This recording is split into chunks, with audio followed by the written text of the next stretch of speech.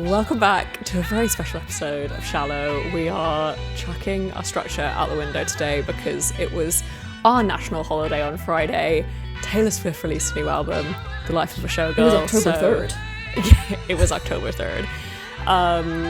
So yeah, we're going to talk about it, and obviously she doesn't need to catch the bouquet to know a hard rock is on the way. It's Lucy Bell. How are you? Oh, how did you have that just ready to go in your she back was so pocket? proud. Hello. She was like, I want to do the intro. That's I'm going to do the intro. Now she knows why. Now she knows why. How are you feeling about the album? I love it. I think it's a pop princess album. I think she's in her happy era. And yeah, I've just been like, I think the straight from like the first song through, I was just dancing the whole way. I'm finding it hard to talk about because I've got this like in the back of my head that a lot of people online have had kind of a bit of a backlash towards it. Yeah. And I think before I kind of go into like, how am I feeling about it? I'm kind of like, my instant reaction is kind of to defend it. And that's not just as me sitting here as a Swiftie being like, oh, I need to defend everything she does, because, you know, we've been critical of her on this podcast. Like, we've done social snippets where, you know, we've talked about, you know, the way that she's brought out the vinyl variants and things like that. So I can be critical, but I think there's been a but I can critique this woman. I can critique this woman, but I feel like this is the most inoffensive, happy, upbeat, catchy album that she's brought out in a long time. Like, we've just had Torture Poets Department. It was 31 songs long. It was heavy. It was for the fans. It was an anthology. It was heavy on the lyricism, right? This album, for me, I think it is heavy on the lyricism. I think she does everything with intention. So everything she brings out, she does with intention, and she has a reason for it. And this album is upbeat. And people who are saying it's not... Yeah, I think let's knock the like kind of online critique on the head, because I know what you mean. This has been an incredibly online divisive album release. Like, you're either in the camp of you think it's the best thing since sliced bread, or you think it's the worst thing she's ever done. And I think we're probably seeing a bit of rage bait, a bit of clickbait come through. Like, I definitely think some of the sentiment is manufactured. I think like we've seen so many bots when you click on their page, it's like 0 following, 0 whatever, trying to kind of stoke the Swiftie fire. And I think for me, to invoke our own podcast strapline, I just don't think this album's that deep. And I think that's like the love of it, and that's the fun of it. And I think we will disagree on certain points, because I definitely have a few critiques of this album, but I think that it's just been a fun listen. You can tell she's in a good place. And I think the really harsh, like, what the fuck is this, is overall not warranted. I think when I listen to a Taylor Swift album, my overarching kind of like, can I sing this in the car? Can I scream this at the top of my lungs? And if I can, then I like it, you know? Tick, tick, tick. And I think the bar is set so high for Taylor Swift that even if it just slightly doesn't match up to like her previous albums or her previous eras, it's slammed. But it's, you know, since the Eras tour, I feel like she had this massive surgence of fandom and like addition to the fandom as well, from people who maybe didn't listen to Taylor Swift all the time, or maybe listened to 1989 and thought, oh my God, what's going on here? I want to be involved. And as well as it being, you know, bots and manufactured kind of hate, I wonder whether it's these people who maybe have joined the fandom a little bit late. Mm-hmm. You know, Folklore. They maybe went to the Eras tour, Folklore, like they've been heavy in those kind of sad, like really in-depth songs where, you know, she's really pouring her heart out, and not many artists are kind of that candid.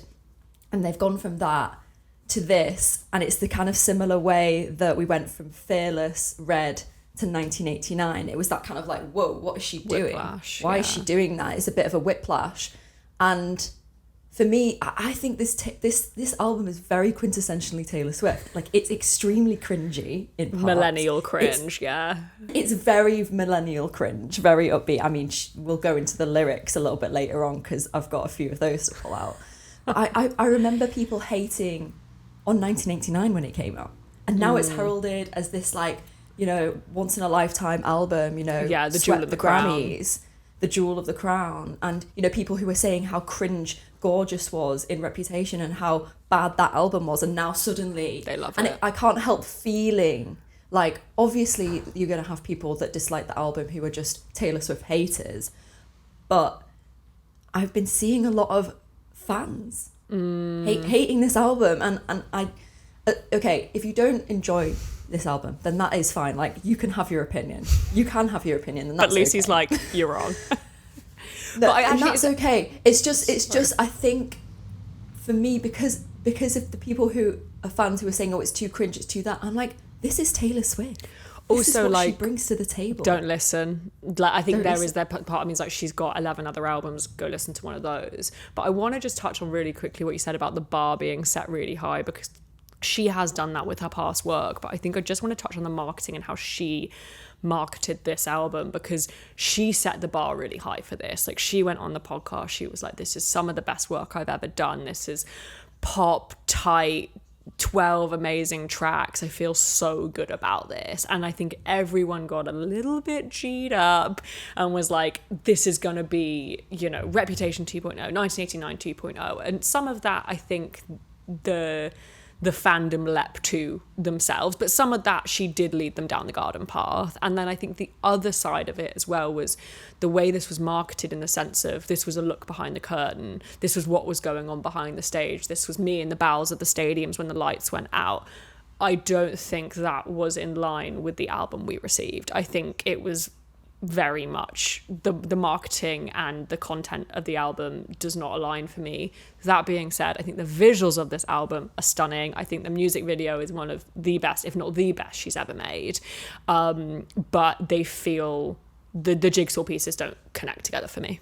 Yeah, so I feel like Elizabeth Taylor, The Life of a Showgirl, like they do match up with those visuals, but I do know what you mean in terms of, like, it was a bit of more of a darker imagery, like with the Fate of Ophelia kind of like imagery on the album cover itself. Initially, I think we were thinking, oh, this is going to be like her, you know, really, you know, telling us how like hard it was to be this showgirl. And I mean, she did do that in the last song, but it wasn't from her perspective, was it? Yeah, it was from and there was it that was a lyric of storyline. like, you know, you're not going to know the life of a showgirl, something esque to that. And I'm like, well, that was the point of the album, hun. You were supposed to be telling us the life of a showgirl.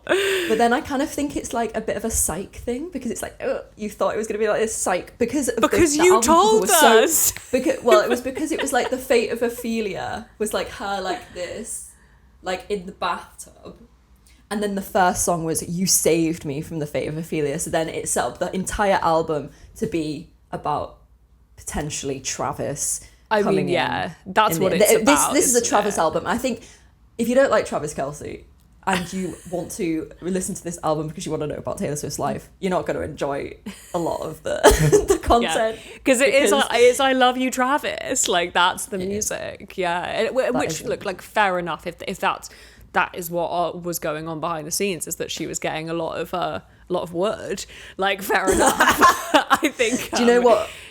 There was this girl on Twitter at SwiftyMegan87. Oh, shout So she out. must be a Travis fan. She said, people crashing out that she sacrificed lyricism for bops 18 months after everyone crashed out that she sacrificed bops for lyricism on Torture Poets is really funny.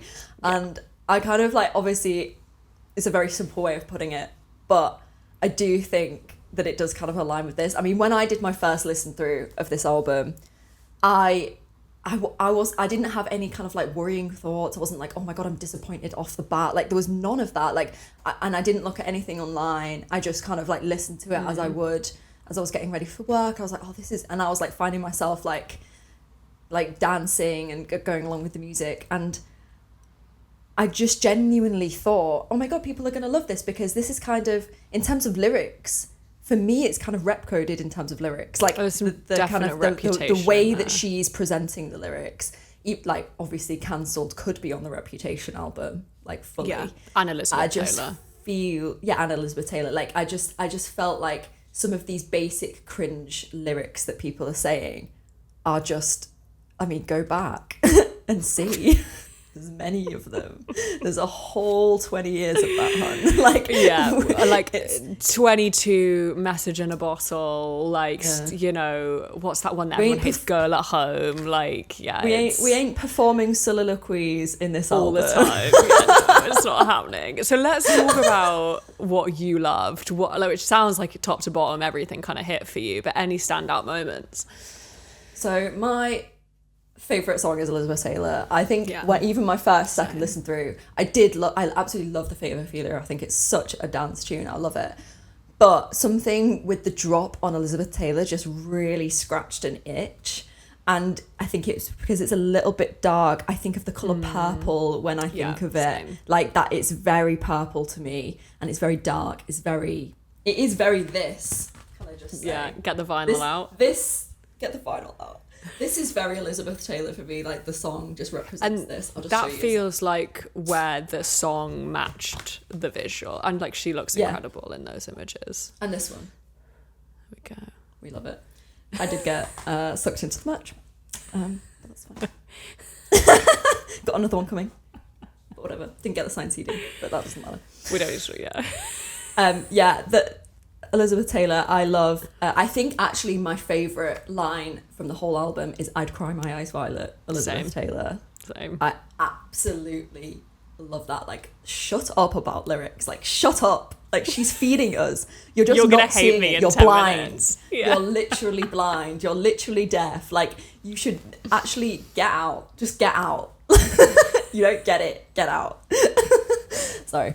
And also, you're only as hot as your last hair, baby. Yeah. And it's so true. Such and a it's good even lyric. like, it's so funny as well with the eldest daughter lyrics where she's talking about kind of like everyone's so punk on the internet, and then she says like apathy is hot, and I'm just like, that is so true. And I feel like it's the resurgence of that apathy is coming through. And like even in my work, I think when the Eras tour was happening and everyone was pumped for it, everyone was like, yeah, she's doing great, like I'm so proud of her. And the kind of narrative has changed again. Like it constantly switches for Taylor Swift. And now people are a bit more like, oh, yeah, it's not cool again to like Taylor Swift. I'm like, do you know what? Fine. We didn't need you.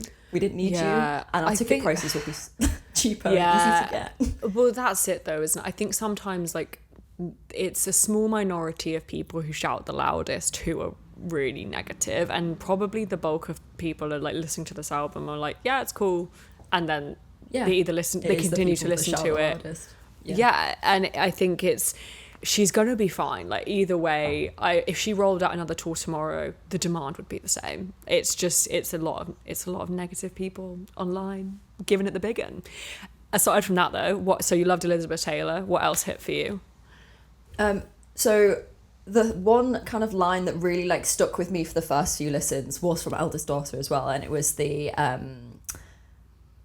I'm not a bad bitch and this isn't savage, because I was just literally like, I'm not a princess and this ain't a fairy tale, and I was literally like, this is literally White Horse. The and adult if version. you are just a fan from the past few years, you wouldn't have got that, and that's what she gives to the and that's why Lucy's like, you jumped on my bandwagon. You jumped on my bandwagon while I'm throwing you off. You don't deserve to be on this bandwagon. We're going to go have fun over there. You can just head off in that way. That's absolutely fine. Please leave. No, I'm joking.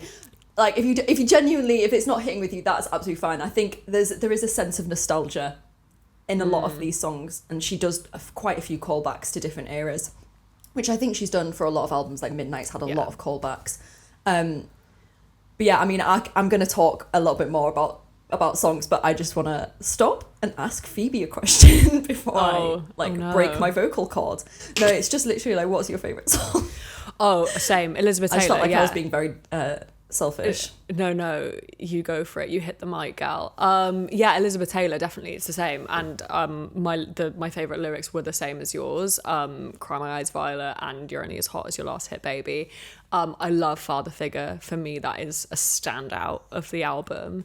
The first 4-track run for me, like genuinely no notes. Like that, it was like bosh, bosh, bosh, like nailed it. it's past tracks 5, things get sticky for me. I'll get into that down the line. Sorry. Cancelled's not getting a lot of love. I love Cancelled. I think it's giving rappy. Great. It's that the melody is really infectious to me. Also, sorry, the lyric on Father Figure was, "This love is pure profit." I thought there's like a whole world inside of there, and I love how she goes very almost like mafia mob boss in that bridge. She's like, "You'll be swimming with the fishes before you know you're drowning." It's like, oh, spicy. Can I just stop you there, because I was looking at all the alliterations yesterday and like that pure profit, I was like, yes. And also the mistake my kindness to a weakness and get your card cancelled. And it just rolls off the tongue so well, and it just does something to you, you feel a bit like, yeah, fuck it. And she's so stealthy mad in that song. Like you can hear the kind of bubbling, like quiet rage in it. She, a lot of people on TikTok are like, this is about Scooter Braun, blah blah blah. I'm like, yeah, okay, like it has undertones of that situation. Borchetta more than anything. Yeah, it's got the undertones of that situation. It's got the undertones of getting her music back, but also, like, she's the daddy. She is one of the most powerful people in the world. She's the daddy, baby. She is the daddy, and I think, yeah, she is the person that has the money. She is the person that makes the decisions. I mean, even watching the movie in the cinema, the Life of a Showgirl release party, and just the way she is on set, like everyone is like, yes, Taylor.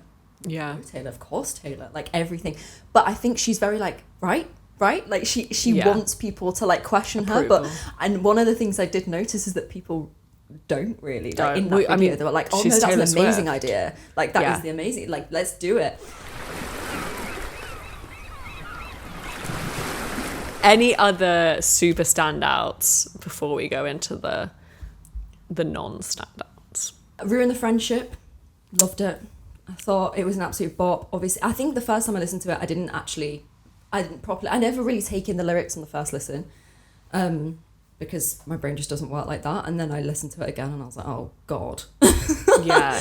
Oh God. It has layers, that song, and like when you listen to it and you pull it, like it's one of my favorites on the album. I personally think it should have been the track 5.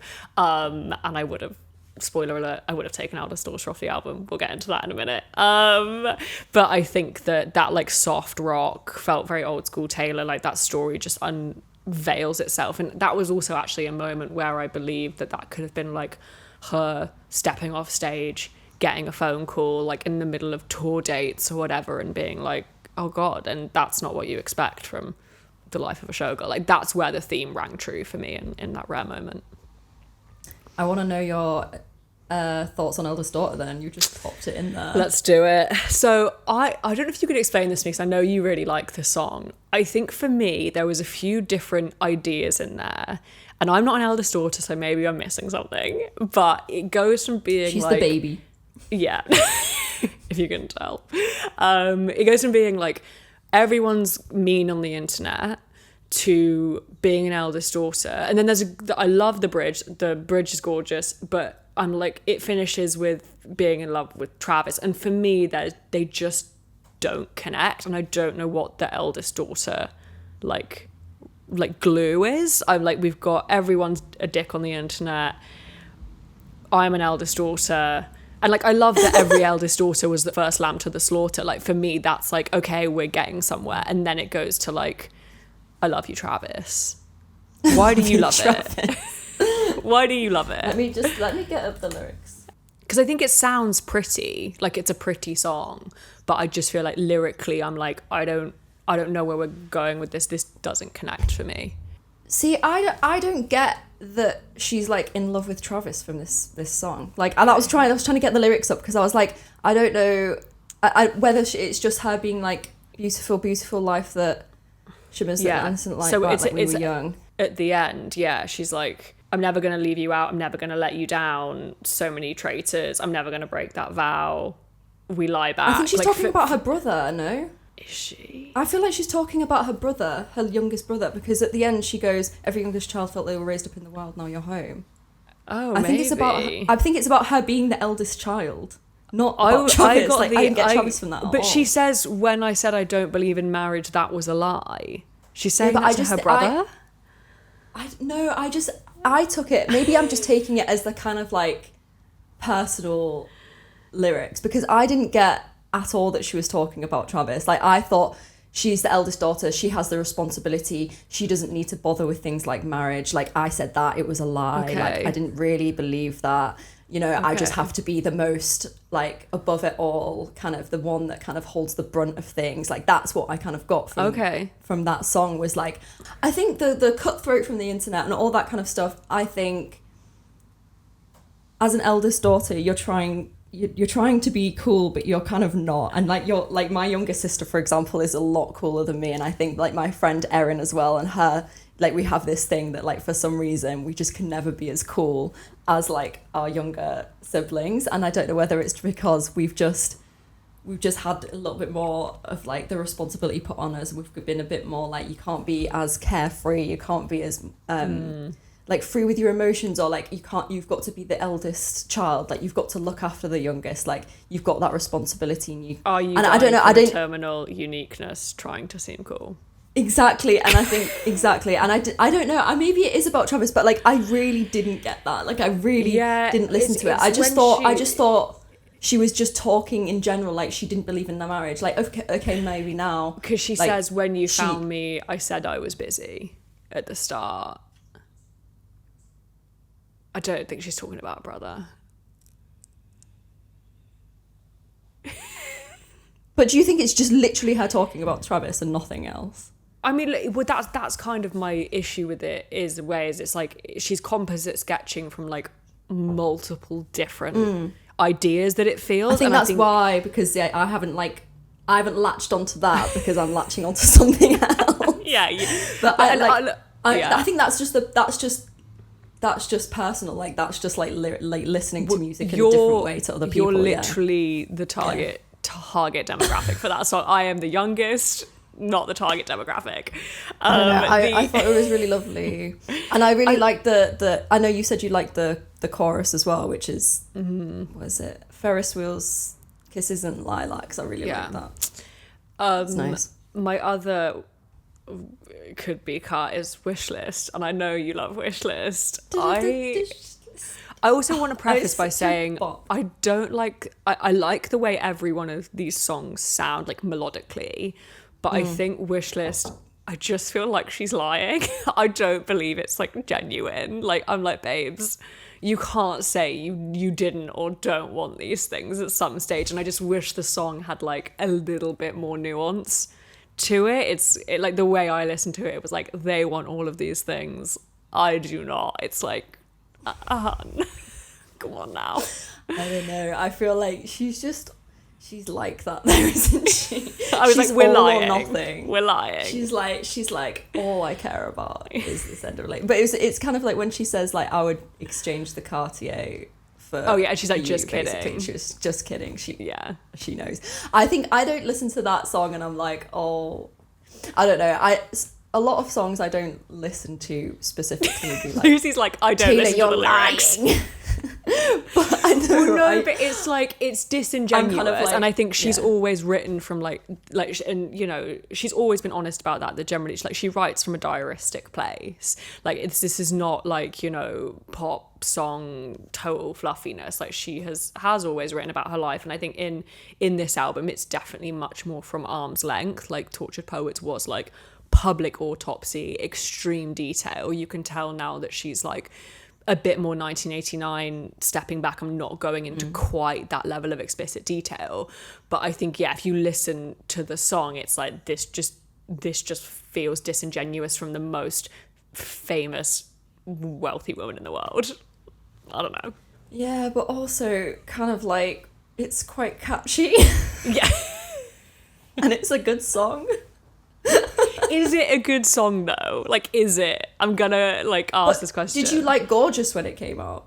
Because loads of people didn't like that, and that was like very like in your god, like it was very. I mean, it wasn't my favorite off the album. Yeah. Like, it's fun and it's silly, and like, look, songs like that have a place. But I think for me, like, like it's God, like, I wish again, this- it's a vibe, but if you actually like, and I think so much of this album, it's a vibe, like it's a vibes based listening experience. I wouldn't go to Wishlist and be like, oh, I need to listen to this song right now. No. Like I need this to help me through. Like, or like, yeah, I wouldn't go to that song though. But I think it's fun. I wouldn't say to take it off the album. I think it has its place. It's just I would it's just a bit in the bin. Sorry. Any closing thoughts? Wrap it up for me, gal. I just want to say that this woman put on a 3.5-hour show. We're defending our you. billionaire bestie, okay? What is this? What is this new thing that people are coming online and being like, oh, you're billionaire? Like, where was this during the Eras tour? Where was this? Where was this critique? Where was this, like, outrage at her? And, okay, the variant, she could have maybe, done that in a different way. I think a lot of artists do that. But I do think that she was pumping it out. I do think, however, how many shows she put on for everybody and how inclusive it was. Like, I got front right standing for £150. That's UK, like, pounds. And, you have artists like Lady Gaga and Billie Eilish. And I remember looking at Billie Eilish tickets and in the rafters, it was really £250. And this is not talking about the way that Ticketmaster, like, fucked up the Eras tour in America. Like, this is not discussing that. This is discussing how out of the bat, like, her pricing from the get-go. Obviously, people then took those tickets and resold them for a lot of money. That was nothing to do with her. But I just think we've got to give her a bit of leeway in terms of it. Like, she is pumping out this content. She is pumping out the marketing scheme. She's always done it. She always probably will do it. This, I think, because the lyrics don't match up maybe with what people were expecting, they were maybe expecting a little bit more of a sad Taylor-esque album. Like, maybe the fun pop, more like Elizabeth Taylor, but the whole album. And I believe that she kind of gave us the behind the scenes in Torture Poets. Like, I felt like I scratched that itch of, like, okay, I understood how, like, basically heartbroken, what those kind of situations were with her love life. Okay, maybe we could have got a bit more of the kind of business aspect, a bit more of the, like, the underground, like, which she did hint. You are right, she did hint that, and the visuals don't match up. Said it, yeah. But I don't think I'm that mad about it. Like, I don't think that I'm at the stage where I would go on the internet and be like, this is her worst album to date, because they say that every time. They say that every single time. I think so much of it, like, you just have to take with such a fistful of salt. Like, I think people, it's a polarizing place, the internet, and it's really shone through on this album rollout. And I think we probably have to discard that, because, like, when you look at the data, like, I think she's just smashed the streaming record again. She's sold X amount of physical copies when people are struggling to sell physical copies right now. Like, the numbers do speak for themselves to a degree. I think, to kind of surmise I think it's a good album. I don't think it's a great album. I don't think it's her worst. I don't think it's her best. I think for me, it's solidly, like, in the middle of what she's kind of produced. I think it would have helped if she hadn't have hyped it up so much in the way that she did, and set this, like, this is everything that happened behind the scenes. I think a lot of people probably would have understood it more if it was, like, almost billed as, like, a Lover-esque situation, because a lot, and some of the songs on there feel like Honey could be off Lover. Really? Yeah, definitely. That's how I like the vibes I get. I from thought that song. would be off Rep. I don't know. I just Honey. got Rep from Honey. Oh, really? Interesting. Okay, that's how I feel anyway. But I think I just think it's like a whole lot of drams over nothing. But yeah, I think it's a good album. Give it a rating. Yeah. What are you giving it? Yeah. Chuck us an out of 10. I'd be interested. I did put a little like, what are your thoughts on the album on our Instagram. So if you're listening to this and you do have thoughts, please give us a message, because I'd love to know. Let us know. That, I have a friend who's like a really, he's big Swiftie. Like, he went to like 5 Eras tour and he was like, it's not clicking for me. And maybe it is that people were just expecting something else. But I really do remember so vividly when 1989 came out that everyone hated it. Like, everyone hated it. Like, Swifties hated it. Like, they really hated it. And I remember being like, what the hell? And I don't know, maybe give it a couple of years. Give it a year. The nostalgia factor really does set in with Taylor albums. Happens every single time, every single rollout. But if you had to... Actually, I was going to say give it out of 10, but it's shallow. The Life of a Showgirl isn't really that deep. It's not that deep. Taylor Swift is that deep, can I just say? Taylor Swift is that deep. But this album is not that deep. And it's fun, it's boppy. I'm going to go to Swiftageddon and dance to it, and it's going to be really good. And everyone's going to have a good time. And I'm going to see people tapping their feet. I'm going to see people tapping their feet in shops when they're listening to the song. They're going to know. I'm seeing you. We hope you've enjoyed this little Brucey bonus episode of Shallow. We'll be back in probably about just under a month with regular scheduled programming. Give or take a couple of weeks, we'll be back. I don't have a date for you, but it's coming. We've got some really cool guests and some really cool episodes brewing in the works that we're really excited to kind of put out. So yeah, thanks for listening as always. If you've got to this stage, then we love you lots. And enjoy the album. Go listen to the album. Go listen to the album. It's fun. It's not that deep.